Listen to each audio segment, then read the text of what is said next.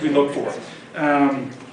The next slide is sensory testing. So on the left, you'll see that little, this is actually, this is a Semmes-Weinstein monofilament. That's like a little fishing line. It's real firm, and there's different thicknesses of them. So we can test people's light touch. And usually what I'll say is, the idea is I didn't bring one of those, I should have. The idea is you press that monofilament until it bends. And there's an exact amount of newtons of pressure that have been measured when it bends that you're exerting on that particular body part. So we will start with a light one and work our way up if people can't feel it. But I don't have people looking at it when I do this. I tell them, close your eyes, look the other way, don't watch this. And it's a yes or no answer. It's either you feel it or you do not feel it. Because I often get, well, I feel a little bit. Well, that's a yes. Because yeah, it's really fine. You just only feel like a little bit. But that's a yes. It's either a yes or no with that Semmes-Weinstein. Okay. On the other one. On the other 2-point discrimination test, yes. Do you find that people that have been diabetic that test on the tips of their fingers in particular, that isn't always absolutely true, because it's one of those conditions that peripherally they lose sensation. Yes. They lose the acuity of the sensation, and the further you get distally, whether it's toes or fingertips, the more fine that sensation is, and that's where people with diabetes start losing other neurological conditions also. Things tend to get affected distally to proximally in some conditions like that. So they will lose the sensory ability in the fingertips. So the 2-point discriminator or the Semmes-Weinstein monofilament, whatever it is that we're testing then, is definitely going to show us decreased ability to sense. And those become dangerous things because those people are accustomed to burns, cutting themselves without knowing it. Things like that are a real functional problem with people because they have a lack of sensation. So it's often one of the things that no matter what the injury that comes in that I'm seeing, I want to know what their sensory ability is. I don't just want to rely on their reporting of it, because I will use certain modalities like paraffin wax, I'll use cold packs, I'll use hot pads. I want to know what their ability is to tell me if it's too hot, or if it's too cold, or if it's burning them, or whatever it may be, but I also want to assess them because they might not even know they're at risk for injuring themselves. So sensation is a big part of a screening of what the heck is going on with all of the systems, not just how much motion and strength you have. As often what I hear, well, I don't want to get my strength back. Well, did you know you can't feel your tips? Or did you know that those tips aren't really as accurate as this one? So oftentimes when I'm assessing one type of injury, again, I relay back to the wrist fracture. Maybe David came into my clinic and I assessed him with the sensory part, and I realized, hey, did you know, David, that your 3 fingers over here aren't really feeling anything or feeling as good as the other 2. They're not sensing with as accurate numbers. So I might be the first person that starts to give some suggestion that maybe he's got some median nerve compression at the wrist from his wrist fracture. So maybe there's some carpal tunnel syndrome going on that's based on the trauma. So we will then say, okay, let's watch this, but if it gets worse, we might have to send you for EMG tests, nerve conduction studies, or back to the surgeon to say, okay, does there need to be a post-traumatic decompression done immediately because there's a traumatic compression happening here that we need to relieve. Do you also find that sometimes, okay, if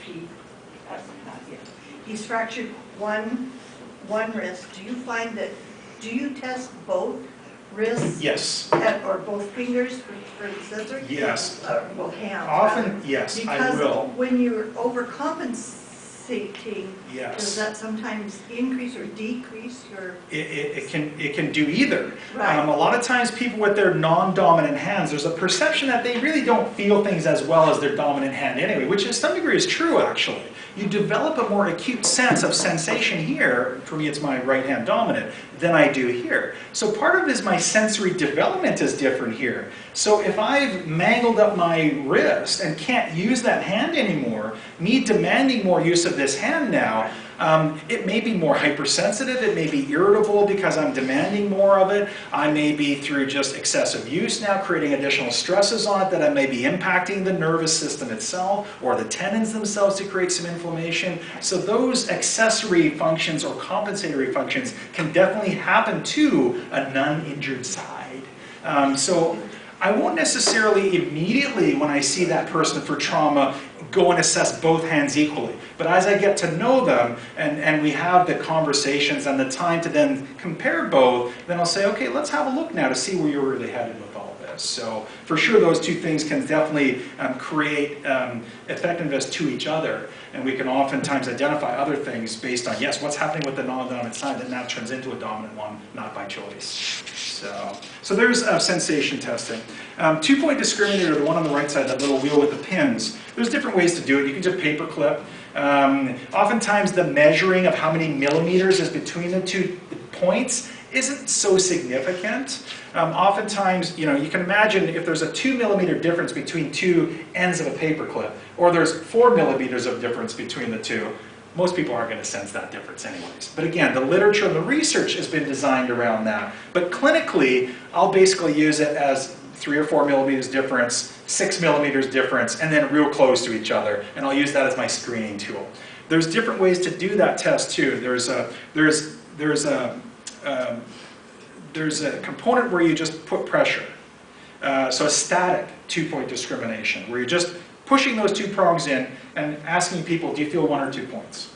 There's also a moving 2-point discrimination, where you start the pressure, but you can drag it along a certain body part to tell people, or for people to tell you whether they can sense the moving 2 points or not. Sometimes those are different, because in a healing nerve especially, you can get different degrees of nervous regeneration.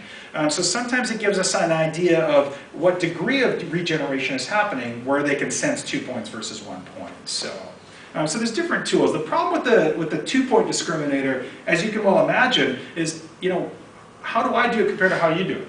How are you going to do that one? How much pressure are you going to put on those 2 points compared to me?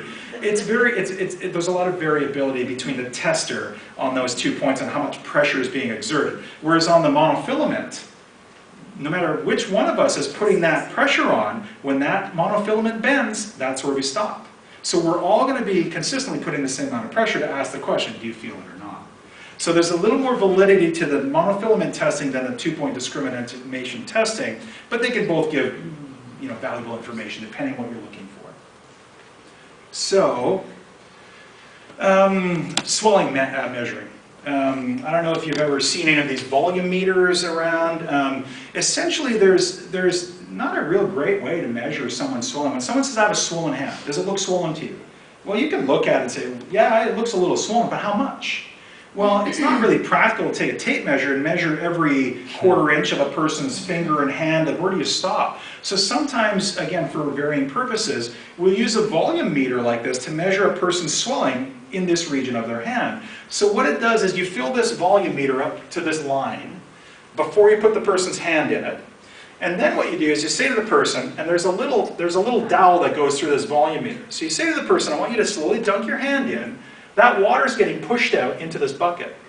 So that bucket is a measuring flask. So we can measure how many milliliters, because we want a real fine measurement, of how much water that hand displaced. So someone with a traumatic injury that's in middle range of recovery, they might have a residual amount of swelling. So sometimes I might want to say, let's put a quantitative or a quantifiable measurement on this, rather than just saying it looks better than it did last time. So we'll measure it and say, okay, today you displaced 220 milliliters of water. So 2 weeks from now, maybe I'll do it again, and maybe it's displacing 100 milliliters of water. We know we're improving. Our edema management strategies are working, let's carry on. Or if it's not working, we shift gears and go in a different direction. But it's a good way to give a good quantitative measurement of swelling, rather than just saying, yeah, it looks swollen, looks better than last week. Does it look better to you? I mean, take your pick. So those are some of the ways to get really specific if we need to be. The measurement on the other side of the slide, the right side of your slide there, is a common one that I'll use, for instance, with the finger dislocation. So whether I measure it around this proximal phalanx, whether I measure it around the PIP joint, if I have a really localized bit of swelling, that's where tape measuring is a good tool to use, actually. I wouldn't need to use the volume meter just to measure one area that I can see that's the only swollen body part. So sometimes I will use a tape measure like that to measure as finely measured as I can, to then compare to later on date if we're getting anywhere. So some of the edema swelling measurements tools. Pain rating scales. There's different ones out there. This one happens to be the numeric pain scale rail, where you have this association with, you know, the recognition of facial features along the number scale. I'm sure we've all asked people, how much pain are you in today? Rated on a scale of 0 to 10. It's so variable. Because often people aren't even rating their pain, they're rating their levels of general discomfort. They might be rating their level of numbness and perceiving that as pain. There's such a varying degree of pain rating subjectively that it's hard to really do that. But this is an example of a rating scale that also equates an emotional side of it, so people can gauge where they best fit. There's other scales that I found actually really useful too. Earlier when I talked about functional ability, and patients' functional responses to either motion or strength or weakness. There's good functional pain scales out there that rate on a scale of 0 to 10 that instead of giving a pain intensity response, it gives a response relating to more of how is your function impaired along the way of your pain. So if somebody tells me that their pain on this scale is a 5, and I show them the functional pain rating scale, but the 5 says that you're almost ready to go to the hospital, to the ER, to get medical attention. Well, then they're thinking, well, no, it's not really that. It's lower than that. So it gives them a measurement based on what their function is that can sometimes give them a more accurate response to pain and give us an accurate response to pain, rather than rating the intensity, because the intensity isn't really so important for us. It's really, what does your pain stop you from doing? So if it stops you from doing this, well then maybe that's a good way for us to rate it functionally, rather than creating an intensity scale that can be so variable with people. But they're both valuable tools depending on what setting you're in.